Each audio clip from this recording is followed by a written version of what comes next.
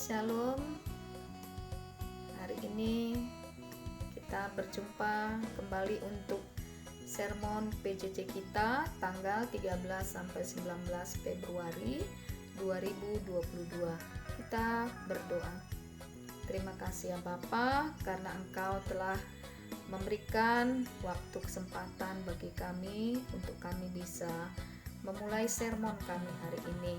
Tuhan, Engkau kiranya hadir dan Tuhan memberkati agar firman Tuhan dapat kami dengar dan dapat kami lakukan dalam kehidupan kami. Berbicaralah Engkau ya Tuhan melalui hamba-Mu ini. Di dalam nama anak-Mu Yesus Kristus kami datang kepadamu. Amin. Nats bahan sermon PJJ kita dari Perjanjian Baru kitab Roma pasal 11 ayat 36.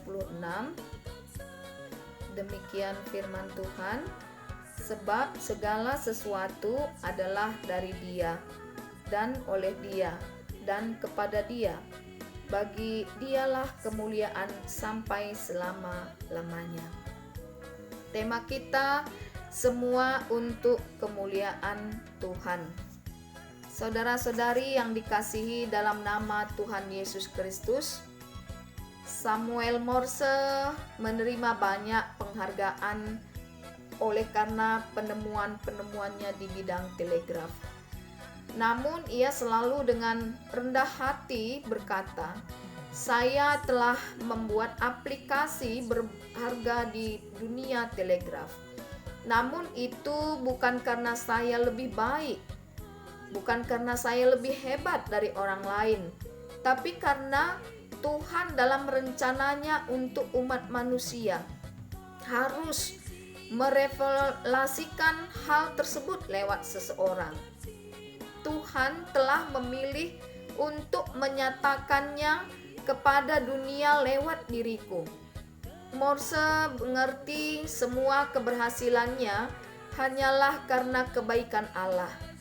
Dan semuanya keberhasilan penemuannya hanya untuk kemuliaan Tuhan saja. Mungkin kita tidak seperti Samuel Morse yang Allah berikan kemampuan di bidang telegraf dan karya-karya lainnya. Namun kita juga diberikan hal-hal lainnya dari kebaikan Allah. Dan semua kemampuan yang diberikan bagi kita hanya untuk kemuliaan saja, Tuhan saja. Saudara-saudari yang dikasihi Tuhan Yesus Kristus, ada 3 penekanan teologis dalam nats PJJ kita, kitab Roma pasal 11 ayat 36, yaitu 1. Segala sesuatu keluar dari Dia, yang berarti bahwa Allah adalah sumber segala yang telah diciptakan. Segala sesuatu adalah dari Allah. Dari Allah berarti segala sesuatu bersumber dari Allah. Sumber segala sesuatu adalah Allah. Yang kedua, segala sesuatu terjadi melalui Dia, yang berarti bahwa Allah adalah agent sekaligus guide dari segala sesuatu. Sesuatu adalah oleh Allah.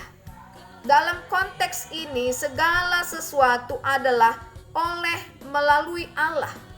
Berarti pemilihan Allah bukan hanya bersumber dari Allah. Ini membuktikan pemeliharaan Allah.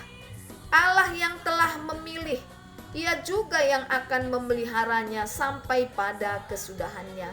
Karena Ia adalah Alfa yang awal dan Omega yang terakhir. Sehingga kita tidak perlu khawatir kehilangan keselamatan. Karena jika kita termasuk umat pilihannya, pada saat itu juga kita beriman bahwa Allah yang telah memulai keselamatan, Ia pula lah yang akan menyempurnakannya. Yang ketiga, segala sesuatu adalah kepada Dia, yang berarti bahwa Allah adalah tujuan akhir dari keberadaan segala sesuatu. Segala sesuatu adalah bagi Allah. Di dalam konteks ini kita belajar bahwa pemilihan Allah berasal dari Allah, dipelihara oleh Allah, maka secara otomatis ujungnya harus berakhir pada kemuliaan bagi Allah. Itu sendiri sebagai sumber dan pemelihara. Allah sebagai sumber dan pemelihara, dialah yang juga harus menerima pujian, hormat, dan kemuliaan. Saudara yang dikasihi Tuhan Yesus Kristus, tema kita semua untuk kemuliaan Tuhan. Semua yang ada di dunia ini sumbernya dari Tuhan. Oleh karena itu semua berguna untuk kemuliaan Tuhan. Begitu juga Tuhan Yesus pun seluruh kehidupannya untuk mempermuliakan Bapanya di surga yang mengutus Dia. Sesuai dengan pengajaran gereja kita yang dikatakan di konfesi GBKP, kita bertanggung jawab untuk menjaga dan memelihara semua ciptaan Tuhan di dunia ini. Kita diberi Tuhan tanggung jawab sebagai teman kerja atau Aron Tuhan agar merawat, memelihara, dan terus memperbaharui dunia ini. Tentu orang yang hidup dalam Kristuslah yang mampu menjadi teman kerja Tuhan. 2 Korintus pasal 5 ayat 17.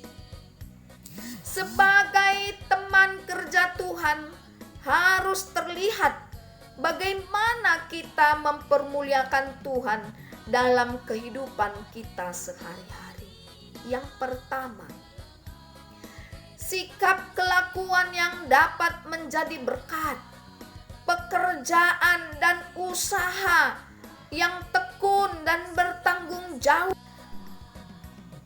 Pekerjaan dan usaha tekun dan bertanggung jawab, disiplin, jujur, potensi dan kelebihan dan keberhasilan yang ada pada diri kita, semua jadi berkat bagi kebaikan semua ciptaan Tuhan dan sebagainya.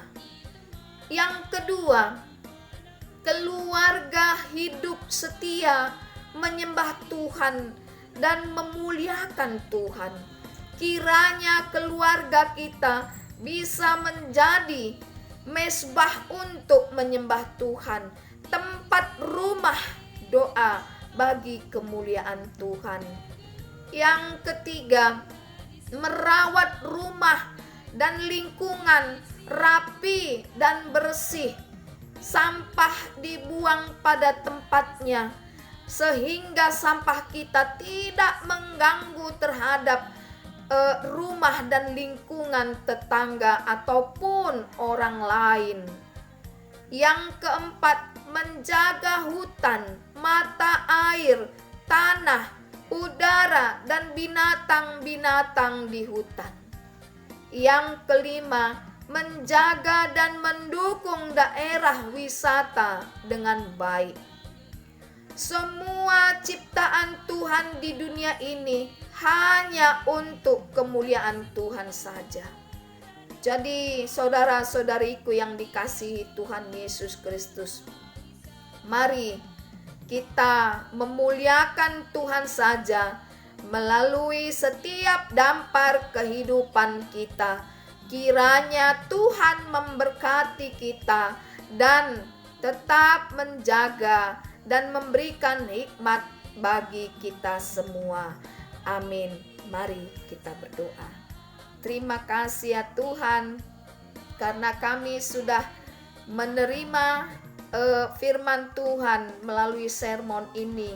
Kiranya Tuhan memberkati firman Tuhan ini, agar kiranya Tuhan mampukan kami untuk melakukannya dalam kehidupan kami. Terima kasih ya Tuhan. Di dalam nama anak-Mu Yesus Kristus kami datang kepadamu. Amin.